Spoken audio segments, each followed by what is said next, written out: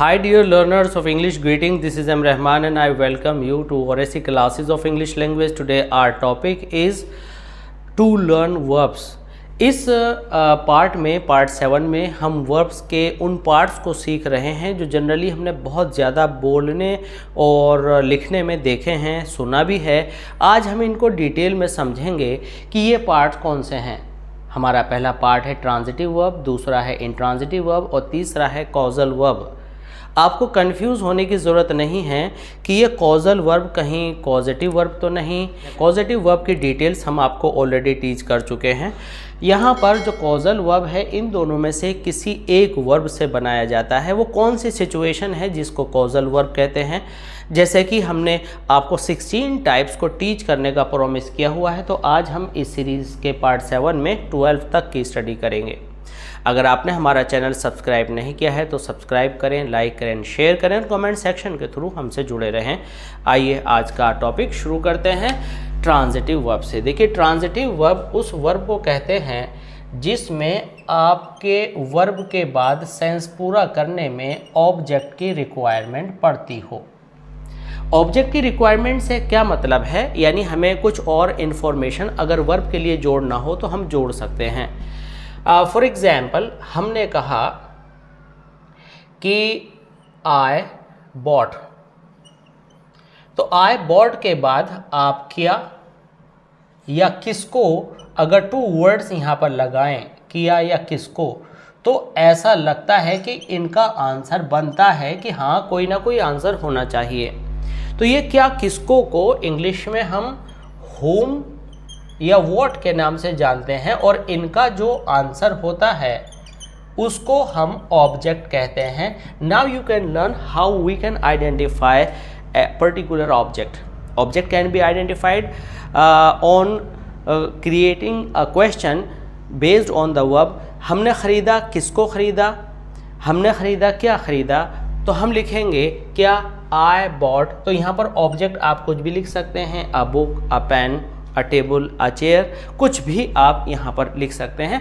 तो ये आपका ऑब्जेक्ट होता है और वे वर्ब जो ऑब्जेक्ट लेकर के आती हैं उनको आप ट्रांजिटिव वर्ब कहते हैं। तो अब चूँकि ये जो वर्ब है ये मेन वर्ब का एक पार्ट है। ये किसका पार्ट है?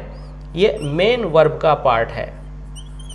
तो मेन वर्ब की कोई सी भी फॉर्म, वो फर्स्ट फॉर्म हो सकती है, सेकंड फॉर्म हो सकती है, थर्ड फॉर्म हो सकती है। जैसे कि आपने लिखा ईट, ईट मीन्स खाना, तो जानना चाहेगा कोई भी कि ये खाना कौन सा है। जैसे कि ईट मैंगोज, तो ये वर्ब हुई आपकी क्या, ट्रांजिटिव वर्ब।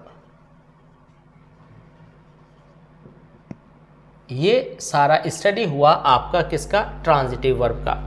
अब हम बात करेंगे इंट्रांजिटिव वर्ब की।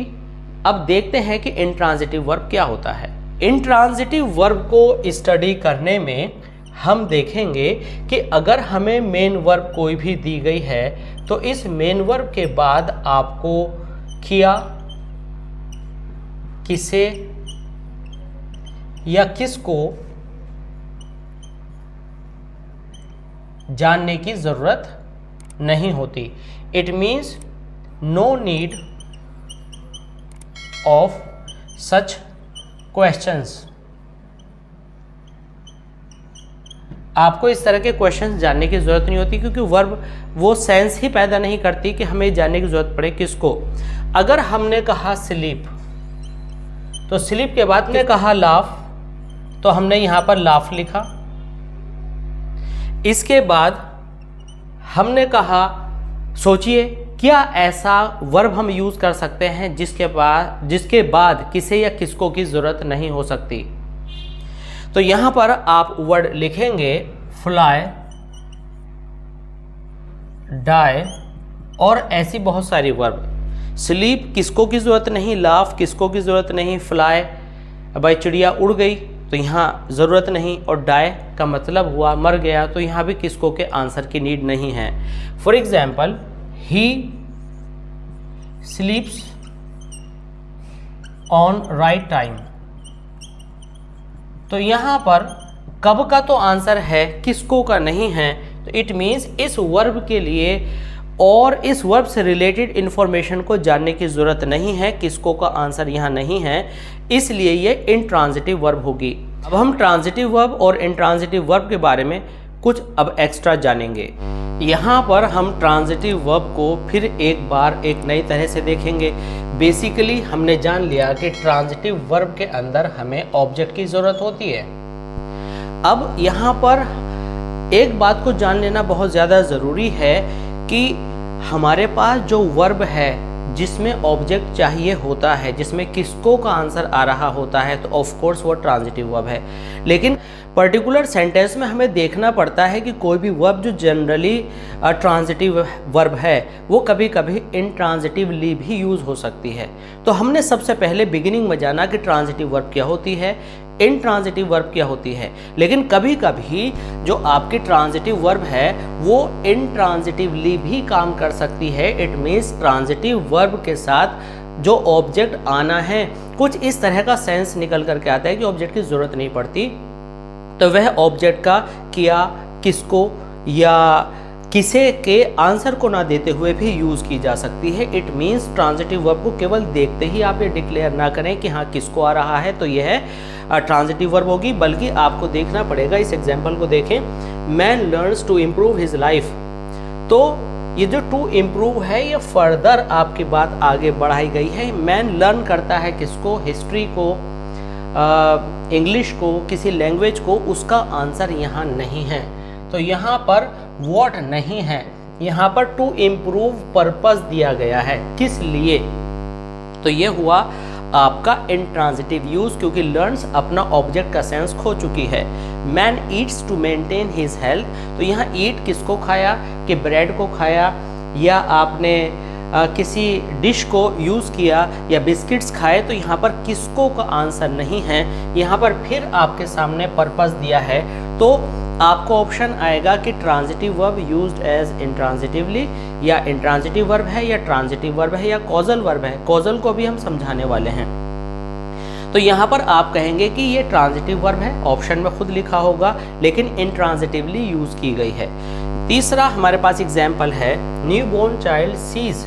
अब सीज किसको, यहाँ पर उसकी वैल्यू नहीं है, ना ही हमें कोई need, but a kitten is born blind. तो यहाँ पर किटन इज बोर्न ब्लाइंड में हम देख रहे हैं कि कहीं हमें ऑब्जेक्ट की ज़रूरत नहीं है, स्पेशली यहाँ पर। तो यह आपकी एक ट्रांजिटिव वर्ब है। अगर हम कहते हैं सीज किसको, तो आप कहेंगे रेडफोर्ड को, गार्डन को, बुक को, व्हाइट बोर्ड को। लेकिन यहाँ को की कोई ज़रूरत नहीं है किसी भी फर्दर आंसर के लिए या जानकारी के लिए, तो ये ट्रांजिटिव वर्ब होगी, इंट्रांजिटिवली यूज्ड। तो ये आप कहेंगे कि वर्ब तो ट्रांजिटिव है लेकिन इंट्रांजिटिवली यूज्ड हुई है। ओके, तो अब इसके बाद हम इसी तरह से और एनालिसिस करेंगे और ज़्यादा डीप स्टडी करेंगे, बने रहिए। यहाँ पर हम ट्रांजिटिव वर्ब में देखेंगे कि हमारे पास ऑब्जेक्ट होता है, हम ऑब्जेक्ट यूज़ करते हैं। अब इसमें हम ये जानेंगे कि हमारे पास कितने ऑब्जेक्ट्स होते हैं और किस ऑब्जेक्ट को हम कहाँ पर यूज़ करते हैं।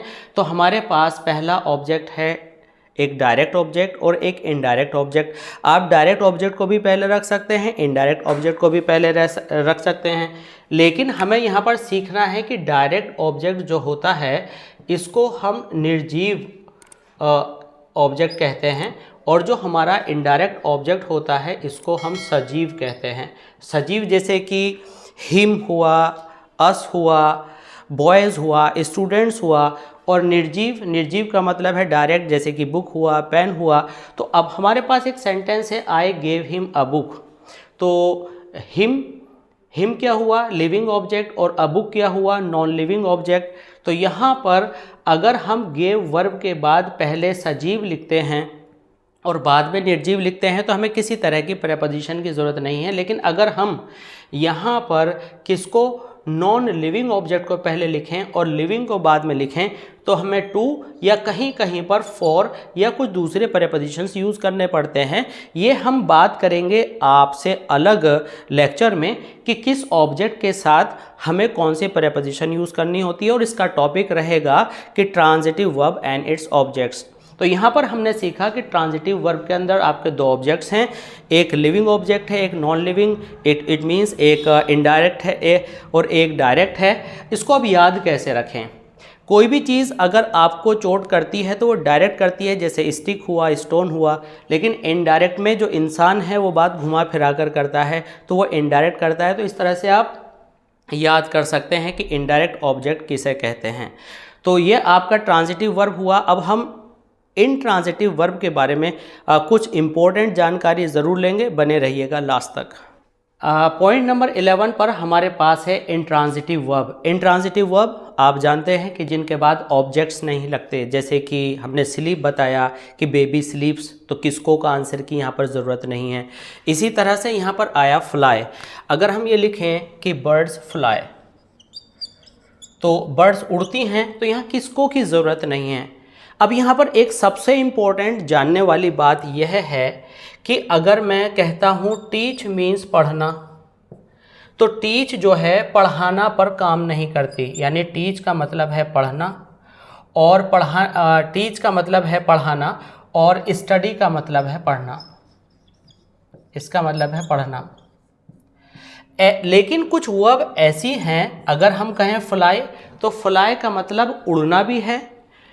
फ्लाई का मतलब क्या है? उड़ना, और फ्लाई का मतलब उड़ाना भी है।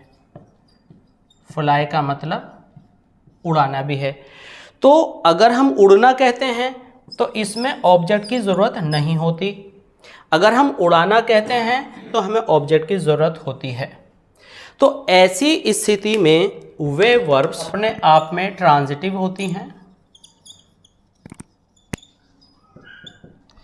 लेकिन वे जो है दो तरह से यूज़ की जाती हैं, वह करने में भी और करवाने में भी। जैसे कि हमने आपको बताया कि पढ़ना टीच है और पढ़ाना स्टडी है, यानी पढ़ने पढ़ाने में एक वर्ड काम नहीं आ सकता, लेकिन उड़ना में आपने एक वर्ड यूज़ किया फ्लाई, तो फ्लाई इंट्रांजिटिव है और ये फ्लाई जो है आपका ट्रांजिटिव भी है। इट मीन्स ऐसी वर्ब जो ट्रांजिटिव और इंट्रांजिटिव दोनों हैं उसको हम कॉजल वर्ब कहते हैं। अब हम देखते हैं कि कॉजल वर्ब्स कौन कौन सी हैं। ये causal verbs float, grow, fly, burst, burn, spoil, draw, learn, hit, split, cast and shine. अब ये दो तरह से कैसे यूज़ होती है आइए यहाँ पर देखते हैं। हमने कहा क्या बर्ड्स फ्लाई, बर्ड्स उड़ते हैं, तो यहाँ पर हमें ऑब्जेक्ट की ज़रूरत नहीं पड़ी। लेकिन मैंने कबूतर उड़ाया, तो किसको उड़ाया? कबूतर को उड़ाया। तो यहाँ किस को का आंसर मुझे मालूम हो रहा है, तो इसमें ऑब्जेक्ट की ज़रूरत है। तो यानी फ्लाई एज ए ट्रांजिटिव और एज ए इंट्रांजिटिव दोनों तरह से यूज़ हो सकती है। तो वो सारी वर्ब्स जो दोनों तरह से यूज़ हो सकती हैं कॉजल वर्ब्स हैं। अब यहाँ पर लेते हैं ग्रो, बाल उगे, फसल उगी, तो ग्रो हुई और मैंने आलू बैगन उगाए, तो ये ऑब्जेक्ट हो गया। किसको उगाया? आलू बैगन को। तो इस तरह से ये जो सारी वर्ब्स हैं ये आपकी ट्रांजिटिव और नॉन ट्रांजिटिव दोनों तरह से, यानी इंट्रांजिटिव दोनों तरह से यूज़ हो सकती हैं।